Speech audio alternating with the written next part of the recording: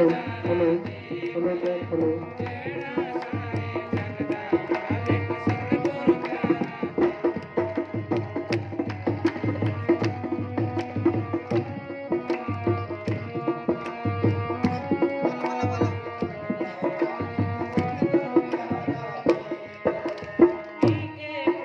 भजन वाले रंग लावे भगते वाला रंग पी के प्रेम भजन वाले रंग लावे भगते वाला रंग कह के बेजा बोए बन तो चनकारा देख ले जेड़ा सारे जगदा सतगुरु प्यारा देख ले अंदर बढ़ के थोड़ी चढ़ के तो नजारा देख ले जेड़ा सारे जगदा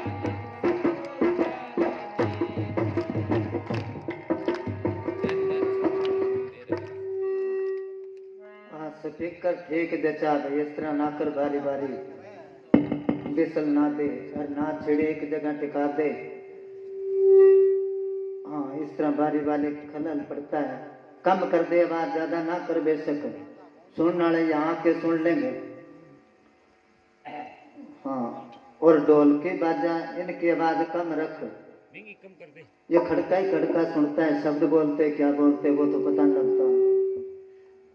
एक जगह टिका के दूर बैठ जा, इसको कहो एक आदमी बिसल देता है ना बारी बारी, ख्याल जाता है उधर। चलो हाँ जी सुनो, अब इन्होंने शब्द बोला था कि किया नहीं अभ्यास याद कैसे आएगा, अंत समय में राम नाम कैसे गाएगा। ये शब्द जगमाल वाली डेरा बनने से पहले पूज्य मैनेजर साहब जी गदराने रहा करते। एक बीबी थी चंडालिया गांव कोई है वहां के, उसने बोले दो कड़ी है। तो पूज्य मैनेजर साहब जी कहने लगे लांटेन ला लिखिए भाई, अंत समय में लिखे दो कड़ी। उसके बाद ये 2-3 साल में पूरा करा। जहां भी राजस्थान में जाए उनसे मैं पूछूं ये शब्द आता है कि किसी को आधी कड़ी आए, किसी को पूरी, ऐसे करके ये 4 कड़ियों का शब्द पूरा कराया था।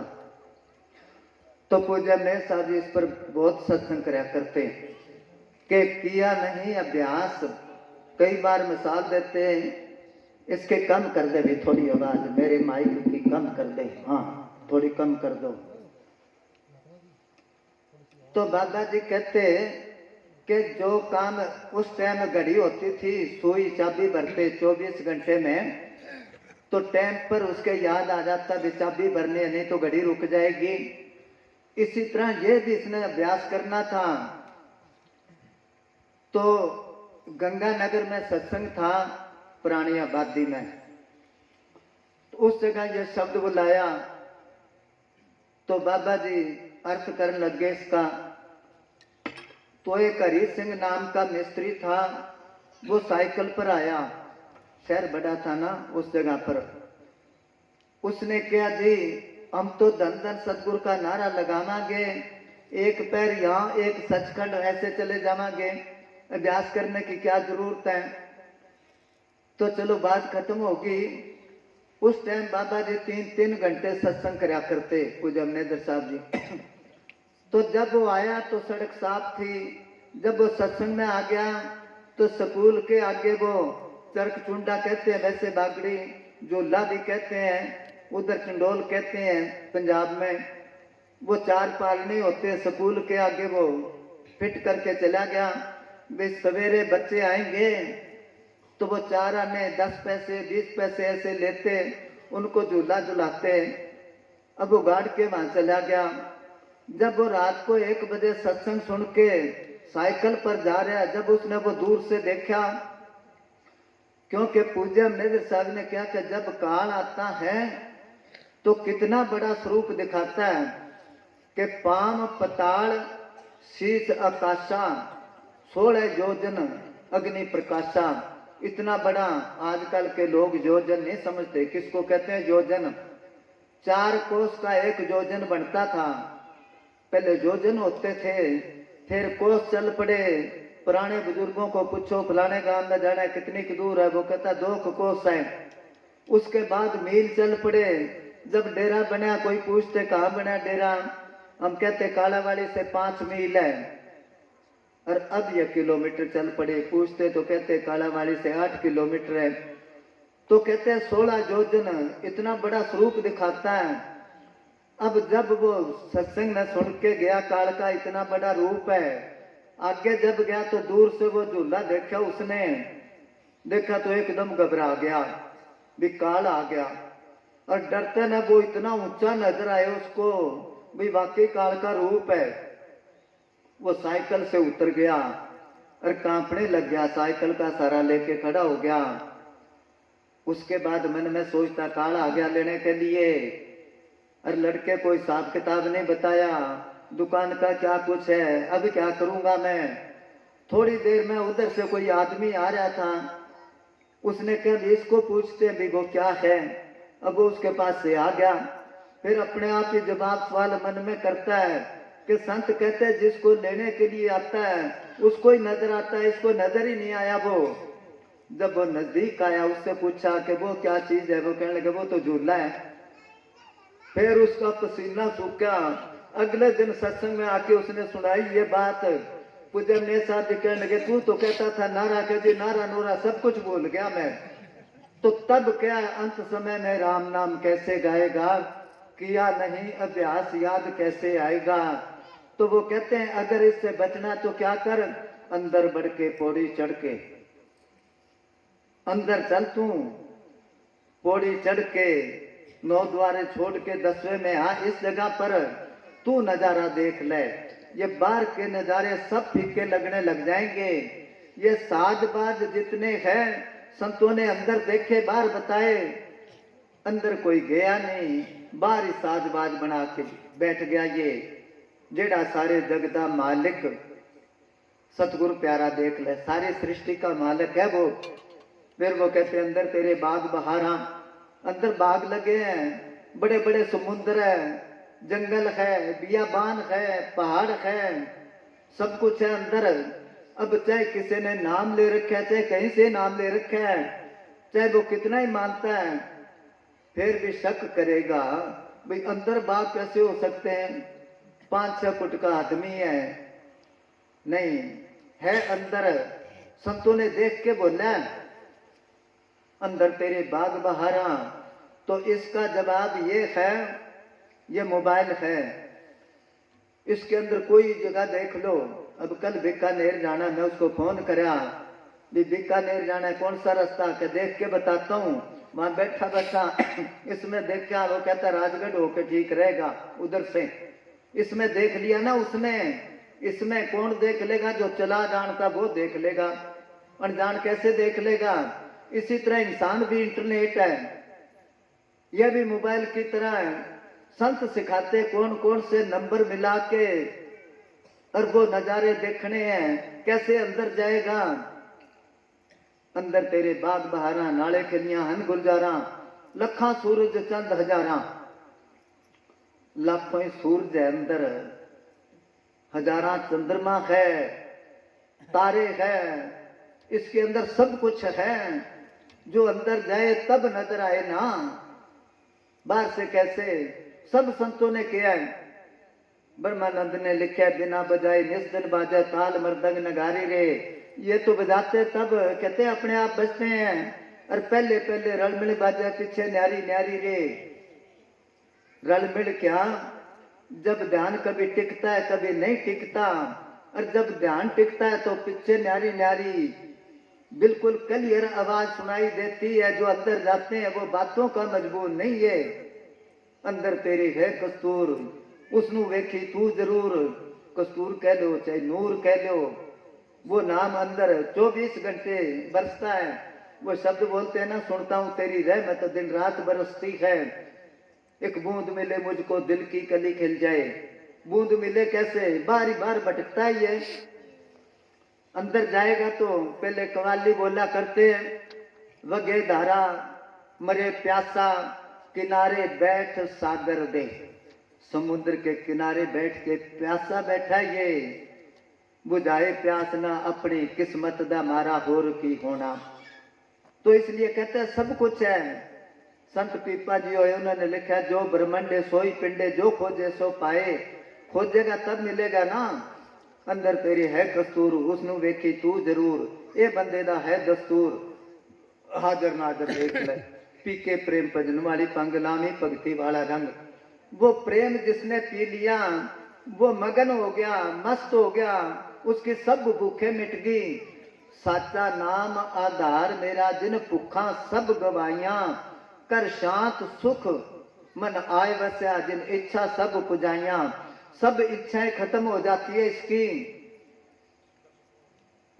जब वो अमृत। अब वो कहते वो अमृत पिए कैसे।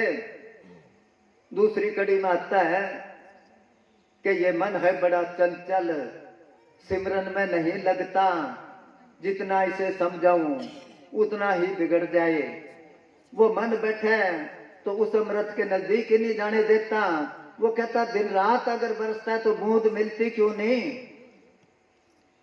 आज के जमाने में देख लो एक प्रेमी दूसरे की निंदा चुगली करता है एक साधु दूसरे की निंदा चुगली करता है एक संत दूसरे की निंदा चुगली करता है। तो निंदा चुगली तो एक बीमारी है आत्मा की मालिक से दूर करती है। ये तो बूंद मिलेगी कैसे। क्यों करता है मन बैठा है अंदर अपने आप को श्रेष्ठ अपने आप को अच्छा पेश करता है। ये नहीं पता सुनने वाला अंदाजा लगा लेता है इसके अंदर कितना वो है। आदमी एक दुकान है दुकान सुनो दुकान होती है ना उसके ताला लगा है कोई पता नहीं इसके अंदर क्या चीज है। ताला खोलते अंदर बढ़ते ही पता चल जाएगा कौन सी चीज कहाँ रखी है। इसी तरह आदमी दुकान है और मुंह उसका ताला है। जब बोलेगा चुप बैठा है तो ताला लग रहा है बोलेगा तो पता चल जाएगा इसके अंदर कितनी सतगुरु की बात है कितनी की दूसरी बात है। कहते हैं ना दो साधु कहीं जा रहे थे एक सेठ बैठा था कि सेठ जी भोजन करना है। वो कहने लगे बैठ जाओ भोजन तैयार करवा देता हूँ बैठ गए। एक कहने लगे मैं नहा के आऊं कि चला जा। वो नहान गया उस सेठ ने उससे पूछा वो साधु कैसा है कि जमाई बल्द है वो कोई साधु पना नहीं उसके अंदर। वो चुप कर गया। थोड़ी देर में दूसरा गया नहान उससे पूछा वो कैसा साधु के गधा है जमाई। वो कहने लगा ठीक है। दोनों आके आसन लगा के बैठ गए कि लाओ भोजन। एक के आगे तूड़ी घेर दी उसने एक के आगे घास घेर दिया के खाओ। कि ये क्या मजाक कर रहे हो कि इसने तेरे को गधा किया था तू इसको बैल किया था खाओ बजा दिया उनको भाग जाओ कि तुम साधु नहीं हो। तो दुनिया बहुत चलाक हो रही है सबको पता है भाई ये सब मन की बातें हैं। पूज्य वकील साहब ने कभी अपने आप को किया मैं नोट बांटता हूं मैं ऐसे करता हूं नहीं। उन्होंने एक ही बात पर जोर दिया कि सिमरन कर लो। ये सत्संग करते पूज्य वकील साहब जी की पूज्य मनिंदर साहब जी की निंदा करते और कई इसमें मोबाइल में भर के जाके बाबा जी को कहता ये देखो जी सत्संग में आपकी वो बुराई करते हैं। वकील साहब जी कहने लगे वो घोड़े हैं उनको पता नहीं दिल में पाप नहीं उनके। इसको कहते हैं दुई को दूर करो कोई शोर नहीं कोई हिंदू तुर्क कोई घोर नहीं सब साध लो कोई चोर नहीं हर कट विच आप समाया है। नागदेव ने रोटी बना के रखी ध्यान दूसरी तरफ हो गया कुत्ता आया लेके भाज गया। अपने जैसा होता डंडा मारता और वो घी लेके पीछे दौड़ा उसके के भगवान चौपड़ के खा ले। उसने कुत्ते के अंदर मालिक देखा। हम एक दूसरे के साथ ऐसे रखते हैं तो वो मिलेगी कैसे। फिर इन्होंने बोलिया पी के प्रेम भजन वाली पंग लावी भगती वाला रंग करके भेजा बूहे बंद। बाहर के बूहे नहीं बुआ के दरवाजे को पंजाबी बोली है कि दरवाजे बंद करके बैठ जा। बाहर के दरवाजे नहीं ये दरवाजे 9 दरवाजे बंद करने थे तब 10वें में पहुंचेगा ये जिसमें से 3 दरवाजे खास है। कौन से खास है। आंखों का दरवाजा इससे दुनिया देख देख के और पापों के ढेर लगा लिए अंदर। दूसरा कानों का दरवाजा इससे निंदा चुगली सुन सुन के, सतगुरु के सिवा और बातें सुन सुन के अंदर पाप इकट्ठा कर लिया। और तीसरा मुंह का दरवाजा, इससे दुनिया की निंदा चुगली कर करके और बातें कर करके तो इसने डस्टबिन बना दिया। वो घरों में रखते ना पीपा या कोई पुरानी बाल्टी, उसमें वो कूड़ा करकट घेरते रहते हैं। जब वो भर जाती है तो बाहर घेर आते हैं, ये भरी कदे खाली करी है। तो फिर वो कहता है तू चमकारा देख ले। चमकारा देखेगा कैसे? कबीर साहब ने लिखा है, आंख कान मुख बंद कराओ, अनहद चिंगा शब्द सुनाओ, दोनों तिल एक तार मिलाओ, तो तब देखो गुलजारा है। तो वो नजारे अंदर आ जाएंगे। हाँ जी बोलो, कौन बोले?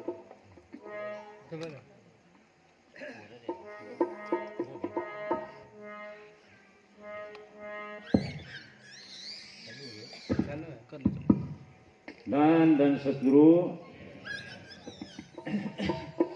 अब तो सोच समझ